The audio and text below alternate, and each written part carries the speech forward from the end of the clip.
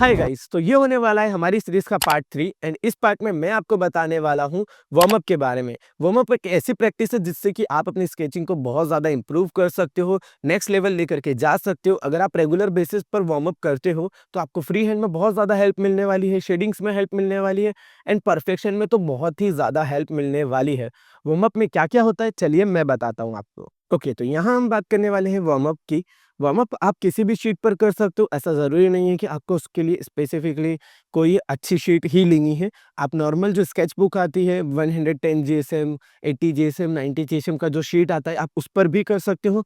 आपको इसके लिए कोई स्पेसिफिक पेंसिल लेने की नीड नहीं है। आप नॉर्मल जो पेंसिल आते हैं अप्सरा, डॉम्स वगैरह के, आप वो भी यूज़ कर सकते हो या अगर आप और कोई पेंसिल यूज़ करना चाहो तो मैकेनिकल पेंसिल का भी यूज़ कर सकते हो। यहाँ मैंने 2 पेंसिल लिए जिसमें से एक पेंसिल है हमारा ब्रूस्टो का मैकेनिकल पेंसिल एंड एक है हमारे पास स्टेडलर का।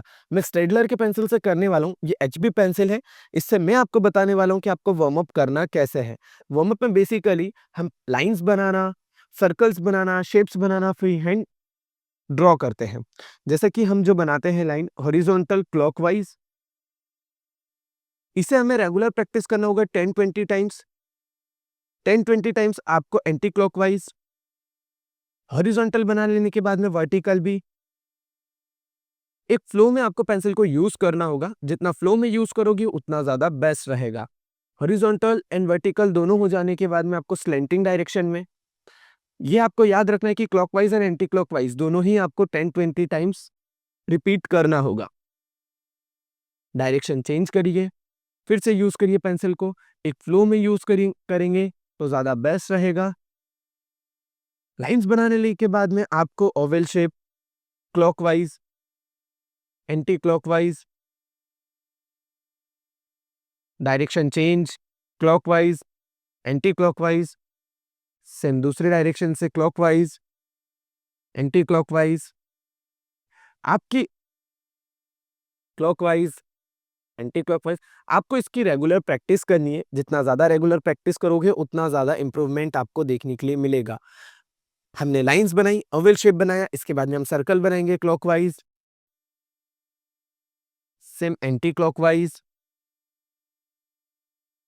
वेव्स को बनाएंगे हम क्लॉकवाइज, एंटी क्लॉकवाइज। ये भी आपको रेगुलर प्रैक्टिस करनी है 10-20 टाइम्स, जिससे कि आपका इम्प्रूवमेंट बहुत ज़्यादा हो। इससे आपको बहुत सारी चीज़ें सीखने को मिलेगी, मेजरमेंट में हेल्प मिलेगी। Infinity, clockwise, anti clockwise, direction सभी का चेंज करना ही होगा आपको, क्लॉकवाइज एंड एंटी क्लॉकवाइज भी यूज करना ही होगा। जितना इस पर वर्क करोगे उतना ज़्यादा बेस्ट होने वाला है। ओके, उसके बाद में जिगजैग लाइंस,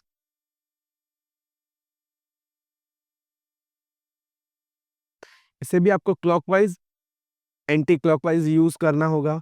इसके बाद में शेप्स ले सकते हो आप, स्क्वायर हो गया, रेक्टेंगल हो गया, ट्रायंगल हो गया, इन्हें भी क्लॉकवाइज, एंटी क्लॉकवाइज। इन सारी चीज़ों की आपको रेगुलर बेसिस पर प्रैक्टिस करनी है। जितना ज़्यादा प्रैक्टिस करोगे उतना ज़्यादा इंप्रूवमेंट देख पाओगे अपने स्केचेस में। उसके बाद में zigzag line, clockwise, anti clockwise, clockwise, anti clockwise. Pencil को देखिएगा मैंने मिडिल से होल्ड किया है, तो आप भी ट्राई करना मिडिल से होल्ड कर कर ही यूज़ करो। इसका जितना ज़्यादा प्रैक्टिस करोगे उतना ही हेल्पफुल होने वाला है। ओके, तो ये होता है हमारा वार्म अप वाला पार्ट। आप इसकी प्रैक्टिस करें एंड अपना इम्प्रूवमेंट देखते जाएंगे धीरे धीरे आप इसी के साथ। तो ये हो गया हमारा वार्म अप वाला पार्ट भी यहाँ पर फिनिश। आई होप आपको वार्म अप वाला पार्ट भी सभी को क्लियर हो गया होगा। मैं मिलता हूँ आपको नेक्स्ट पार्ट में जिसमें कि हम सीखेंगे टाइप्स ऑफ शेडिंग। तब तक के लिए आप सभी को बाय बाय।